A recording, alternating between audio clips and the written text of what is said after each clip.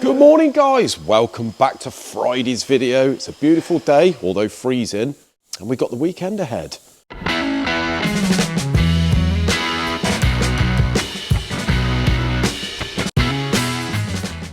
Right, what we got going on in here? So this pallet worth of stuff, guys. So this is the little VX220 that has been sitting over on the pallet just over there for quite some time. We were waiting for bits to turn up from the garage that's going to be putting it all together. Now this is the one that had the disaster out on track, and when we actually stripped it and checked it, someone had sized the rods, got the sizes wrong, and give it an extra 4 thou running clearance on the rods. So he sent over some bits. We got Eagle rods, same pistons, because it hadn't done many miles, only done about 800 miles this thing. And we have basically just put it together, dummy built it, got all the clearances right. We've got 2.1 thou on the big ends. It's a 2-inch journal, so very slightly over, but it's going to be used mainly for track, so that's ideal. And we got size, I think 2.2 on the mains. So it's I think it's a 2.2 or 2.5, something like that, but it was basically a thou per inch on the mains, so absolutely perfect. Check the piston protrusion, give the block a face, etc. And we've packed it all up, and it's ready to go on its way, guys. So that's all paid for and done. Very excited about the little Subaru there, but we're going to be putting that in our second channel, hopefully, and tomorrow's video. I think Isaac's going to come in and have a little tinker with that, but the bits are on the way. We will explain there. So this is the one, guys, that I put the liners in. I'm just going to do the dummy build. You can see I've got the bits laid out here. Finally managed to get to it. So just laid the crank in the mains there, give it a good thorough clean. And I'm just about to plastic gauge it. Got me gauge there. So let's see what running clearance we do. Right, so we've torqued down all these caps now. You can see on number 2, we've got that plastic gauge on there. And if we check it with our little gauge, look, bear in mind this is a 2.2 journal. We've got 2 thou, so that is 0.9 of a thou per inch, which is absolutely cock on for the application of this. And if you have a look here, look, we can turn that, turns absolutely blooming lovely. So we're just going to clean that off now, torque this one up, and that is all torqued down, ready to go. We've got the PTFE seal in the back, and the next thing would be to check the big end clearances. Right. We have had a customer come in a couple of days ago bringing a Skyline cylinder head in. Now, this is just to tell any of you people that want to bring work in why we put stuff in the terms and conditions, why it's important to state that on the invoice and, as I say, in our terms and conditions. Otherwise, people can do exactly this and just bring stuff in, and you know, it all gets a bit awkward and heated if you do it face to face trying to sort something out with it. But basically he's come in with this cylinder head, and the story is that 18 months ago he bought this in, and this had 4 broken exhaust studs, so obviously they needed to come out for the head to be usable. Now John's got 4 of the studs out. I think it was this one, and one of these, I think.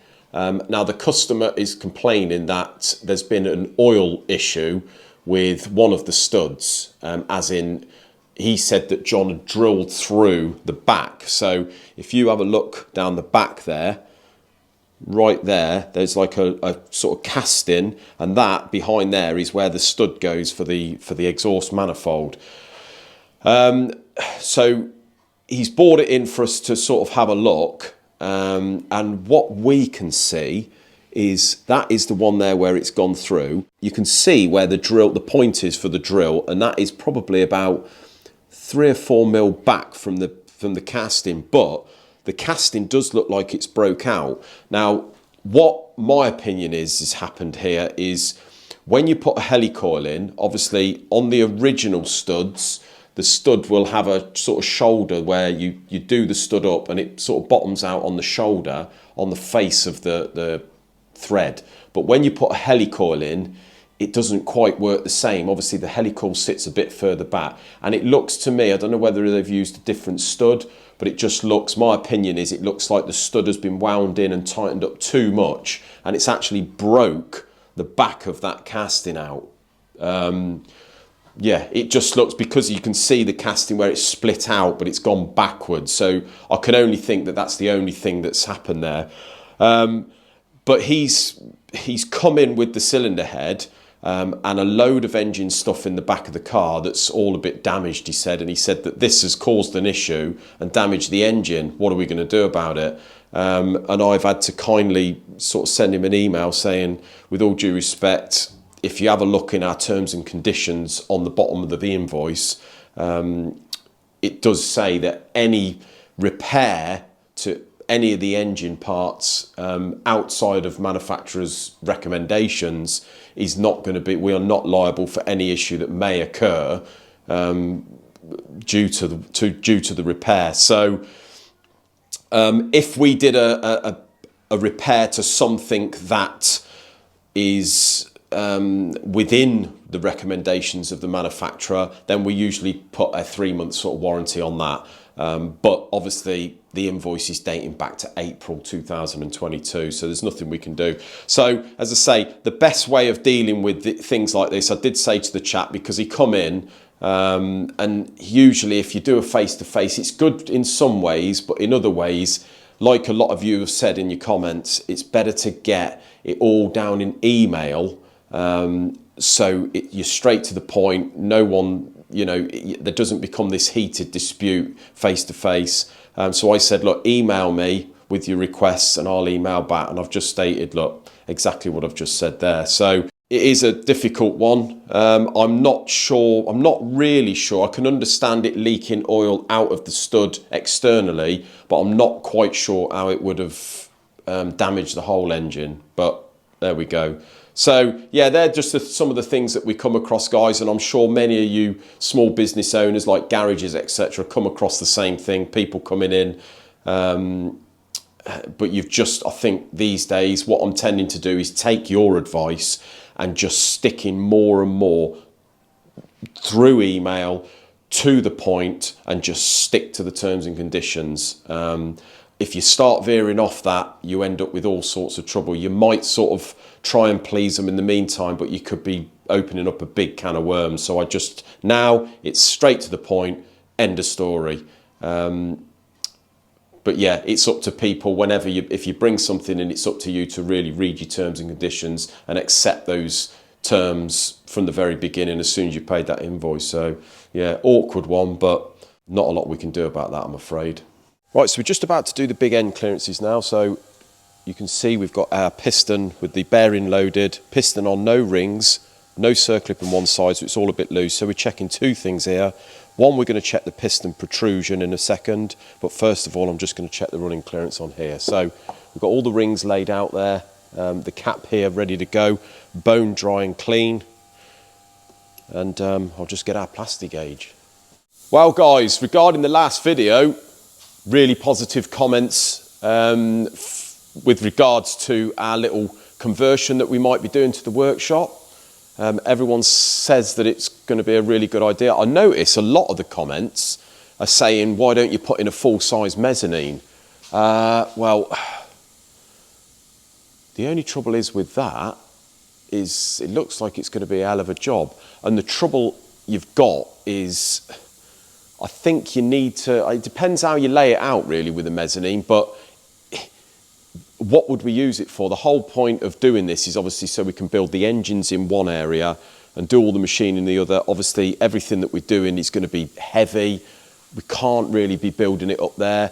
There's fire risks. You need to be able to see the fire doors from where you're working, etc. So I don't know. It is a good idea. If it would work, we'd have to have a look at that. But to be honest with you, I'm thinking if we have a good sort out of this area here, we've sort of had a think about it yesterday. We looked at it. We're going to make a plan over Christmas, come in, you know, do a good clean up. We've got a lot of stuff underneath the benches down here, which we could clear out. So I think what we're going to do is hire a skip, come in over Christmas for a day or two and chuck out a lot of the crap, to be honest with you. But I'm thinking if we can get everything in here, like all the dirty stuff, the machining and the cleaning in here, from here, guys, you're going to have the stud walls either side. There's quite a lot of room here. I mean, just along all this wall on its own, we're going to be able to build probably 6-7 engines, which really I don't particularly want any more than that on the go at once. Then we're going to have our nice little area here with the measuring equipment on and stuff like that. A lot of you suggested with the stud wall here, and we were on about having a TV up there, we could be using that for to plug into the cameras, to look down the bores. You could have the auto data on it. You could have our YouTube channel on it, and people say, you know, you could have the security cameras on there. So that's probably a good idea, and it's going to look pretty trick with the whiteboarding all around. Maybe have like the orange stripe down the middle, and our sort of logo up the top. I think it will look pretty cool, guys. And if nothing else, it will make quite a good recording studio, wouldn't it? So yeah, thank you very much for commenting on that. Now, we still haven't heard back from the customer on this Cosworth here, whether he wants us to go ahead on the actual full build or whether he just wants us to do the machining. But where I am at the moment is this one is nearly done. This one here, we've got all the bits for now. So I was just waiting for standard cams from Newman and an oil pump, so I can get that one finished. So this afternoon, with a little bit of luck, I can get that one well on its way. And that's another one out the door. So that's the two there. The normally aspirated over here, guys, is we've just had all the bits turn up. So we see we've got the pulley bolts now, the nut for the tensioner, etc. So we've got all the bits, so I can get that one timed up. But I think Paul and Pete are going to try and come up before Christmas if they can to collect that one. So that'll be nice. That's three out the way, guys. I've got to do some CC measuring in the cylinder heads of that V8, and then that John can crack on with that one. But you can see down here we've got another Cosworth block.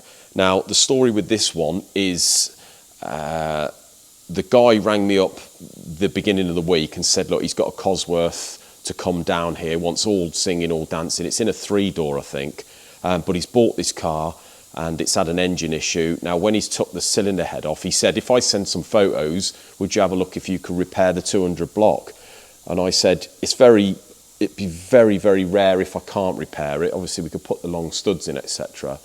And he said, okay, well, I'll send some photos. And when he sent some photos, unfortunately for him, I think it was on this side or that side, but literally all the way across here has cracked, and it's actually cracked to the outside. And I said, it's unlikely that that's an overheating issue. I think you've had frost damage in that engine, and it's tried to basically, where the thing sits with water in and no antifreeze, when it freezes, it obviously expands, and it's tried to break that side of the block outwards. So I said, if we could do something with it, there's some fairly extensive stitching there, and you're going to be looking the same sort of money as trying to get another block. So this block here he's bought second hand. The people turned up with it before he paid for it for me to have a look, because apparently they're local. And I've had a good look over it, and it looks absolutely good as gold. It's on a standard bore, so he's paid, well, so I suppose he's paid half decent money, because that's what they are now, these decent standard 200 blocks. But it's going to be a lot more cost effective than trying to do anything with his. So that engine is coming in, guys. We've got another Cosworth. I'm sorry if you're bored of the Cosies, but we are sort of going through them now, and it's nice to get 2 or 3 out the door really before Christmas. The main reason for that is just so we can clear some stuff out, because obviously we're going to be right on this now over Christmas and the beginning of January. I spoke to my friend who's the electrician, Brad, and he's going to come in when the studding's up before the boarding and put the electrics in. So we're going to have some maybe fancy lighting across the top, some LEDs pointing downwards, or we could go for the false ceiling with the hex LEDs. I don't know whether any of you guys have had any experience with them, whether they are actually any good or do they just look trick. But yeah, plenty of stuff going on, guys, busy enough before Christmas. So before we go today, guys, on this beautiful, actually, Friday afternoon, I think we've got a couple of minutes time here for going through some of the comments on the videos. So some of these, we won't go through many, we'll just have a little look, see what people's got to say. So this is going off the last video. So this is the one with the, we're going to be closing the doors thumbnail. Now, I noticed 1 or 2 people have moaned about the clickbait thumbnail on this one. That is fairly unusual for people to have a dig at me for the clickbaity thumbnail and title. But everyone does it, guys. I mean, a lot of the time, or most of the time, you've got to admit, me thumbnails, yes, they're dramatised and they sort of bring people in, But they are something to do with what I'm on about. But if you notice, most channels, everyone does it. And there's a reason for that, guys. It's because it sort of makes nearly twice as many people watch the video as if you did a normal thumbnail. It's as simple as that. It's just the way YouTube works. Gets you in the algorithm, blah-de-blah. So I do apologise, but it's all part of the fun, innit? It's what I've been renowned for now. So let's just go for a couple of these comments here. We've got, oh, enough of the clickbaity thumbnails, please. Some chap said he doesn't watch the videos because of the clickbaity thumbnails, but how he knows they're clickbaity if you don't watch the videos, I'll never know. But there we go. A lot of people saying, why don't you move the ramp at the front of the door and have the dirty area near the door? Now, we could do that, would make more sense, but a lot more work. That is the only trouble with it. We've got Keith Fletcher here. He says, makes me cringe when cranks are stood on end. I walk around with my elbows out, so I'd catch one for sure. I mean, I ain't quite sure how tall you are, Keith, but if you're talking a cosy crank and your elbows out, you've got to be all of about 2 foot tall, I'd imagine. But yeah, I know what you mean, bit dicey. A lot of people saying good idea about the planning for the workshop and the move around, the bit of decor at the front. I wouldn't bother spending money as we are not far from a financial crash. One of them, innit? Do you sort of try and foresee the future and be very, very careful? Or do you live for the day most of the time? Live for the day. Another one here. Lee, what you are doing for Isaac and the car is wonderful. Thank you very much. Doing these kind of things for your employees is a sign of a great company. I suspect Isaac is already a company man, but this kind of generosity will set him in stone now. To be honest with you guys, what I try and do, it's the same with what I try and do with my customers and the way I treat them when I'm doing an engine, etc. Same with Isaac. I try and treat people as I would like to be treated myself. So I think of Isaac as myself when I was that age. How would I like to have been treated? And to be honest, it gives me a bit of a rush helping Isaac through, you know, when he's young and that, because I know exactly what it's like. You know, I've worked for a good few employers in the past that don't care about their employees. They treat them like crap and come up with all these bullshit excuses. And to be honest, what does that do? That just makes you detest your job, which is not fun. It's going to be, we spend a lot of hours in here every day. It's going to be a lot more fun if we sort of work the way we are, really. Isaac and I are like friends, and he seems to be really keen on the job, which seems to work, doesn't it? So yeah, the only thing you need, Lee, is a clean room. It is indeed, and that is why we are going to be doing it. You've been saying it for a long time now. Not sure about the TV in a work area. Lack of concentration comes to mind. Could be, but we're not going to be watching the TV too often. It's just something that I see trick workshops have. And as I say, we could use it for the camera or something, looking down the boards, whatever really. It's just an idea, guys, just an idea. Definitely looking forward to seeing the legacy. So am I. As I say, there will be a link in the description below, guys, to our second channel, because I noticed actually a few people asking for that. It's all right me going on about the second channel, but if you don't know what to look for, then you're not going to be able to watch it. So yeah, look out for that, guys. It's going to be sort of containing the legacy, all the kit car, the Lambo, the BMW, all that sort of thing. So yeah, ideal. Lee, whatever it is, you have stage presence. Presentation and thumbnails are superb. I mean, that man, Simon M, he's the only one that's ever said anything good about my thumbnails. Thank you, Simon. You're a top subscriber. But anyway, guys, there we go. I'm going to try and go through some more next week. It's quite good fun actually going through these. But until then, have a lovely weekend and we'll see you Monday. Cheers, guys.